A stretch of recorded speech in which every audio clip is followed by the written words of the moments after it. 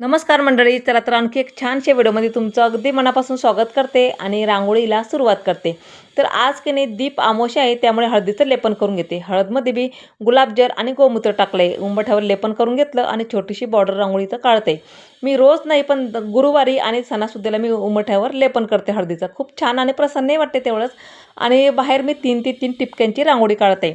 3 ते 3 टिपके काढले आणि त्यावर चौकोन तयार करून घेतला आहे. व्हिडिओमध्ये दाखवते त्याप्रमाणे त्याच्याच वर आपल्याला 3-3 लाईन आपल्याला लहान मोठी साईज असं ओढून घ्यायची.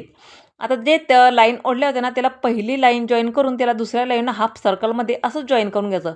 असं प्रत्येक लाईनला दुसरी लाईन जॉईन करून असं हाफ राऊंडमध्ये डिझाईन तयार करून घ्यायची. ही रांगोळी पण खूपच सोपी आहे बरं का. तुम्ही जर व्यवस्थित जर बघितलं ना, ही रांगोळी पण तुम्हाला नक्कीच जमेल.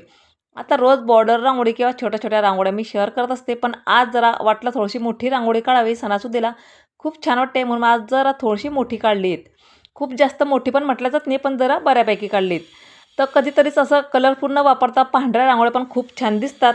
म्हणून मी आज इथं पांढरी रांगोळी काढली आणि त्यावर जास्तीत जास्त हळदी-कुंकू इथं वापरलेले आहेत. आज दीप अमावस्या आहे. या दिवशी आपण घर स्वच्छ करून घरातील जेवढे दिवे आहेत तेवढे स्वच्छ करतो आणि साफ करतो. आणि संध्याकाळच्या वेळी ते सर्व दिवे प्रज्वलित करतो.